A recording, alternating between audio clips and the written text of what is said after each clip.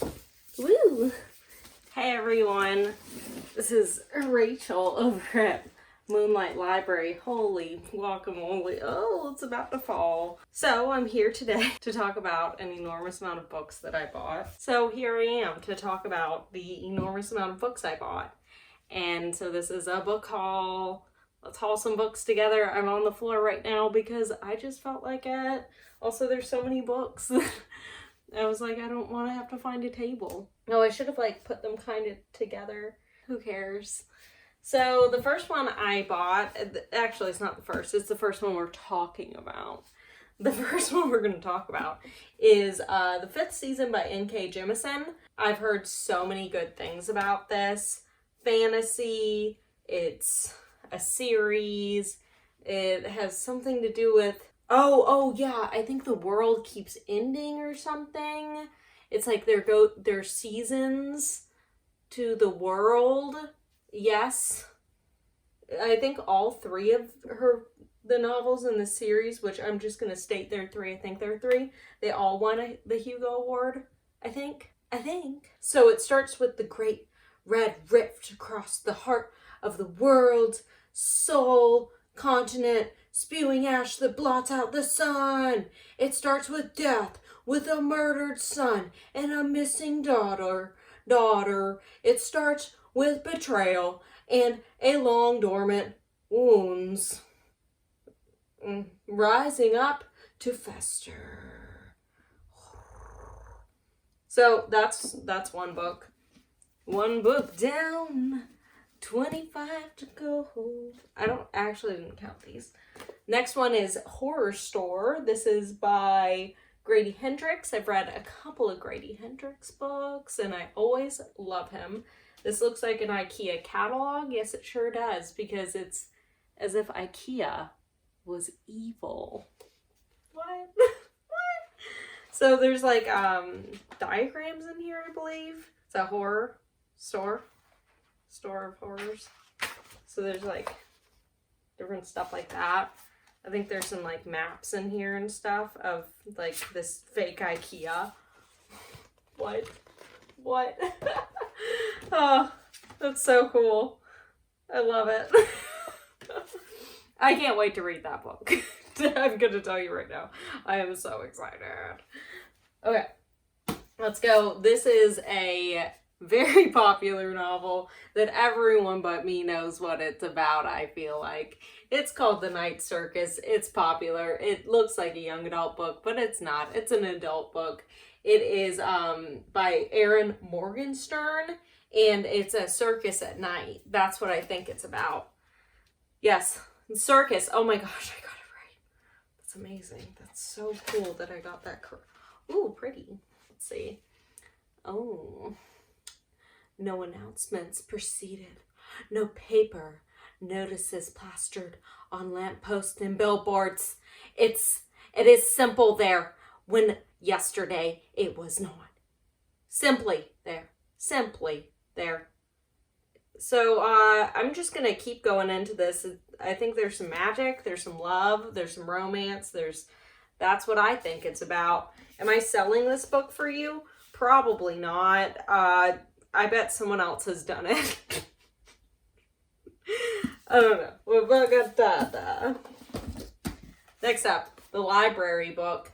This one is by Susan Orlean. She is the author of The Orchid Thief. I've never read The Orchid Thief, but I did watch Adaptation, the Charlie Kaufman movie that is about the adaptation of The Orchid Thief into a movie, and it's the best movie ever. So go watch that if you haven't. And then maybe go read this book. This is about like the burning of the LA library, I think. Yeah, Los Angeles Public Library like gets set on fire, some arson. Nonfiction. Sounds good. Also, it has a really weird texture and I don't like it though. Like, it feels like a wall. This wall's not bad, but you know how some walls have like the eggshell and you don't want to touch it. The Keep by Jennifer Egan. I have, maybe I should have grabbed that book too. I don't know where it went though. She also wrote that one book. There's a book, and she wrote a book called, oh god, it's so popular. What's wrong with me? I've gone insane for you. It's about like musicians. Why can't someone like be here that knows books while I'm doing this? That'd be really helpful if anyone wants to volunteer to come to my house that like, you know books. You don't look at Goodreads to look. I mean, you can. It's up to you. Yep. So we're just gonna pretend like this didn't happen. Sound? No. Oh. Ooh. It's right there. Oh. It's not. Oh, maybe it's inside. I think she wrote this book before that one though. So A Visit from the Goon Squad. It was inside. It was inside the book. It's inside the book. I do own it, I swear. Anyways, The Keep, I feel like most of her books are like very like spanning, like different. Like not the book itself is spanning, but each of her books is extremely different. So this one is, so this keep is everything worth protecting and the very thing that must be surrendered in order to survive. Two cousins, irreversibly, irreversibly,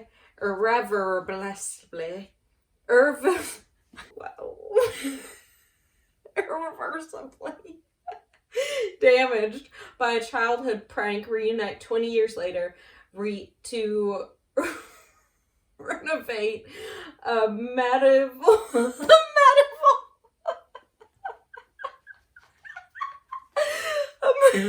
a medieval castle in Eastern Europe. Okay, that sounds good. Yeah, it's shiny. Thank you. She has like a big portrait on the back. I feel kind of weird about that.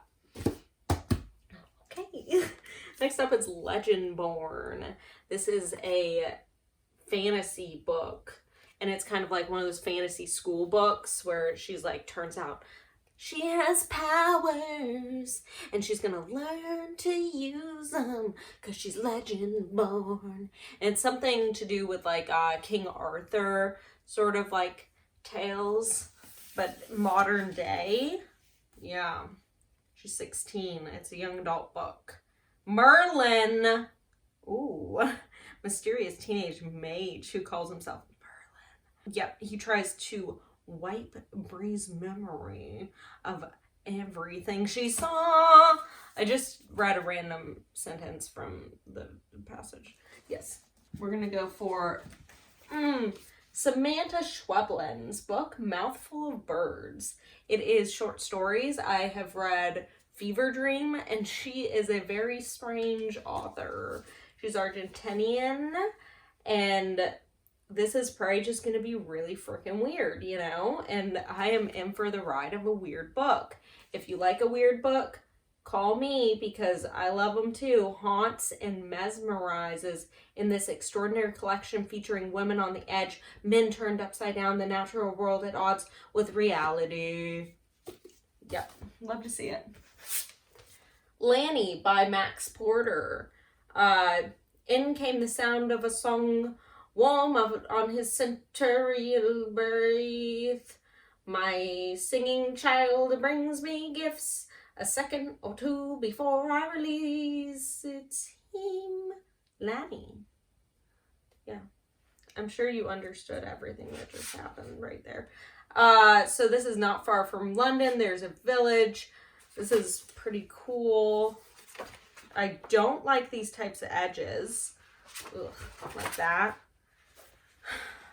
I mean, I get their value and I get how they're cool, but they're just not cool to me. But it has some weird, like, text in there where the text does really strange things. He's obviously playing with form, and I love a person who plays with form. I've never read any Max Porter, but I'm excited to give him a try. Yep. Oh, this is like kind of fantasy-ish. This village belongs to the people who live in it, and to those who lived in it hundreds of years ago, belongs to England's mysterious past and its confounding present. It belongs to Mad Pete, the grizzled artist, to ancient Peggy gossiping at her gate, to families dead for generations and those who have only recently moved here. Next up, Memorial. I actually have already started this book. It's by Bryan Washington, and this one follows Mike and Benson? Ben, aka Benson. They're in this relationship. They're in a relationship, and they're kind of going through a rocky period where it seems like they might not want to be together anymore, but they have to kind of figure that out. And Mike's father is dying of cancer in Japan, so Mike leaves Houston, I think they're in Houston, to go to Japan to seek out his father, and he's going to stay there for a month or two, as Mike's mother has come to Houston to visit Mike. But now Benson is stuck with Mike's mother, who he's never met. And so Benson's hanging out with Mike's mom, and Mike's going to go hang out with Mike's dad, and it is weird.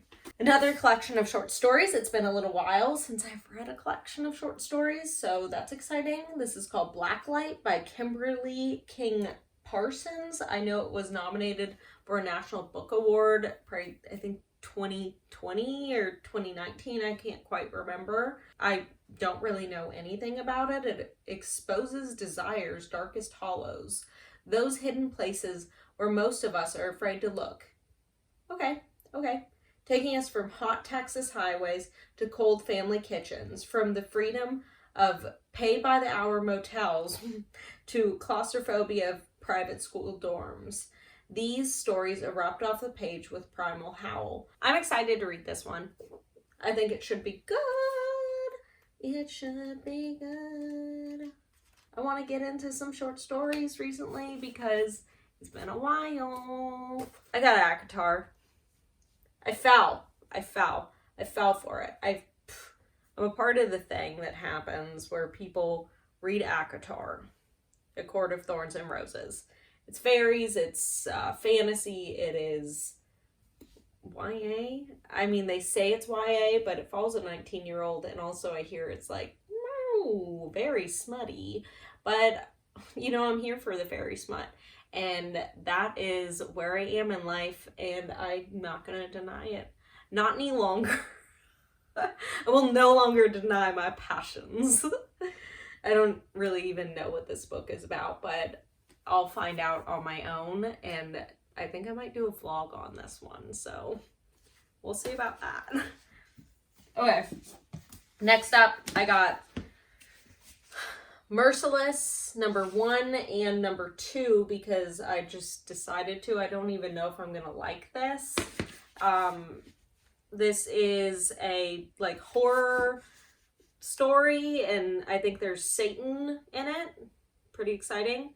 I love me a good pentagram. So, pentagram. For mature read audiences only, hello, I am mature. Brooklyn Stevens sits in a pool of her own blood, tied and gagged. No one outside of these dank basement walls knows she's here. No one can hear her scream. Sophia Flores knows she shouldn't have gotten involved when she befriends the popular girls on her first day of school. She admires their perfect hair and their good girl ways. They said they wanted to save Brooklyn. They said they wanted to help her. Sophia didn't realize they believed Brooklyn was possessed. Ooh, and that brings me down to, oh, that book is way down there, but I'm gonna pull it out anyways. I know that these are like a longer series.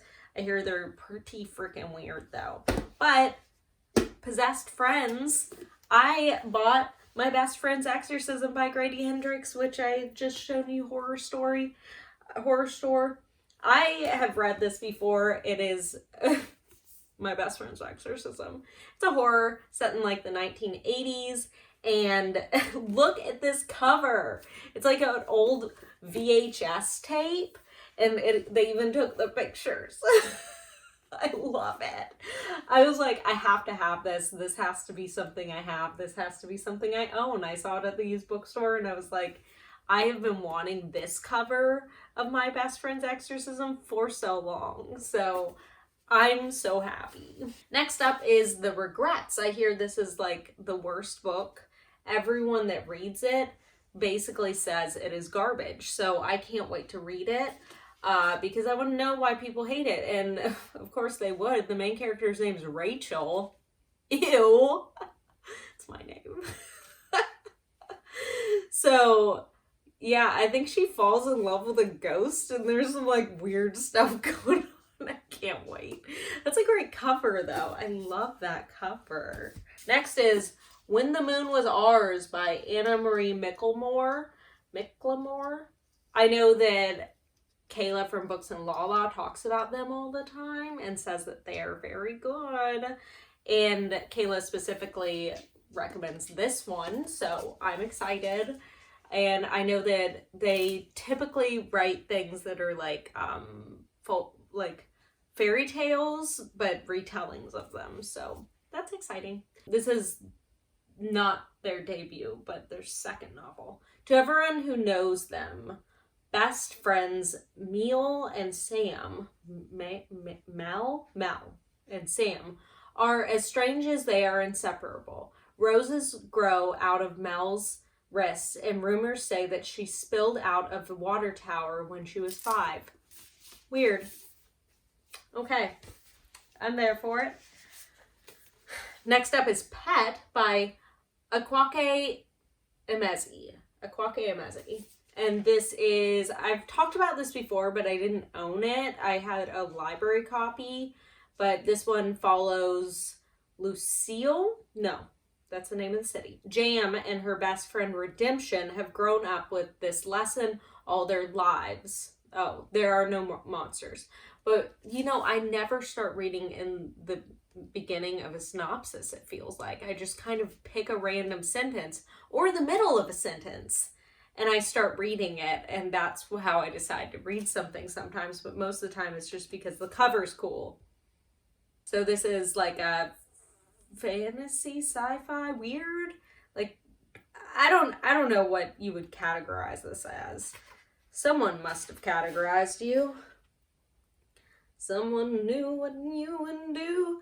There are angels in it. Monsters, angels, family life, all sorts of stuff going on here. I'm excited. It's like a weird utopian version of the world, I think, where like they're no longer monsters. Like, I don't know. We'll find out together. Cixin Liu, The 3-Body Problem. This one is actually a Chinese sci-fi, which I'm pretty excited about. I've never read any Chinese sci-fi, so that's pretty cool. Set against the backdrop of China's Cultural Revolution, a secret military project sends signals into space in an attempt to make contact with aliens, and they succeed. I've heard great things about this from a number of friends who have read it, and I'm so excited. I know my brother was recently reading it, and I was like, I want to read what you're reading. I want to be like my brother. Then I also bought a book based on that book, but by a different person. It's by Baoshu, but it's translated by Ken Liu, who is the same person that translated 3-Body Problem. So I don't know what this is about. I don't really care. I'll read it with that. I think there are other books, like there's like a second and third book, I think, in the 3-Body Problem. We'll find out. This is People We Meet on Vacation by Emily Henry. This is, wow, like my only romance book in this pile. That is a lot of horror, sci-fi, and literary fiction and just weirdness. So this one is about 2 best friends that go on vacation together a lot, and then what do you know, I think they fall in love. So I love Yep. Saturday Night Ghost Club. Wow, this is getting really long. So this is set in the 1980s. It's a horror book. It's in Niagara Falls, and I love it. Stranger Things vibes. That's how I feel. Kids on bikes. And there's some fire, so it's getting weird up in here. Love it. Also, it's like a penguin, which is kind of weird to me. Or like that type of penguin. Clockwork Angel, I read the Mortal Instruments series, but not the whole thing. I thought it ended at book 4. It turned out it didn't. Yeah. So I got this one, and I don't really know what it's about. I just know it's a prequel to that series, and I can't wait to read it, I guess. It's about Tessa Gray crosses the ocean to find her brother in Victorian England. Something terrifying is waiting for her in London's downworld. Urban fantasy. Love it. Let's go fast. We Are the Ants by Sean David Hutchinson. This is about aliens again. That's all I know about it, but I hear it's kind of sad, but it's also kind of like, you know, thinking about humanity and life and like what it means. Yep. So there are a few things Henry Denton knows and a few things he doesn't. Henry knows that his mom is struggling to keep the family together and coping by chain-smoking cigarettes. Woo-hoo! He knows that his older brother is a college dropout with a pageant girlfriend. He knows that he is slowly losing his grandmother to Alzheimer's. That's very sad. And he knows that his boyfriend committed suicide last year. Oh my God, that's very sad. Wow. What Henry doesn't know is why the aliens chose to abduct him when he was 13. Interesting. Gonna stop reading it there. Watch Over Me by Nina LaCour. Beautiful cover. We love a cover. We do. Love the cover. Mila is used to being alone. Maybe that's why she said yes. Yes to the second chance in this remote place, among the flowers and the fog and the crash of waves far beyond. But she doesn't know. But she hasn't known about the ghosts. What? Love it. This is getting really tall and it's gonna fall on me. Under Major Domo. This is by Patrick DeWitt, and he wrote The Sisters Brothers. They recently made that into a movie. Friendless and loveless, young and aimless, Lucy is the resident odd duck in the bucolic hamlet of Bury, a weakling and compulsive liar in a town famous for producing brutish giants. We'll find out what that one is together. Magic for Liars. This is by Sarah Gailey. She recently wrote Echo Wife. Pretty cool. And this is, I think this person's like a private investigator and there's magic and stuff involved. Neat. LGBTQ plus as well. Yeah. Okay. The Mayor Wife. This is by Maria Devona Headley. From the perspective of those who live inside Harrow Hall's highly surveillance walls, it is paradise. Picketed fences, gabled buildings, an entirely self-sustained community. Willa, the wife of Roger Harrod, scion of Harrod Hall's, oh, we need to stop saying this, founder, flits between playdates and cocktail hours and dinner parties with her son, Dylan in tow. Just beyond the suburbs limits is a cave in the mountains lives Grin, short for Grendel, with his mother Dana. This is kind of a retelling of Beowulf. That's what I just got from that. Boom. We got another NK Jemisin. This is the city we became. This is as if the boroughs in New York became sentient, or were sentient the whole time, and there's like magic monsters, fantasy, urban fantasy weirdness. That's gonna fall. Wolf Hall by Hilary Mantel. I've been meaning to read this for a long time. This is about Thomas Cromwell during Henry VIII's reign and everything that goes on with him. So it's a different side to the Tudor dynasty. Very excited. Boop, boop. The first two won the Man Booker in that series. Last but not least is Severance by Ling Ma. I've been wanting to read this one for a long time. This is kind of like workplace Apocalyptic. Yeah. Is it the end of the world or just another day at the office? That's what I ask myself every day.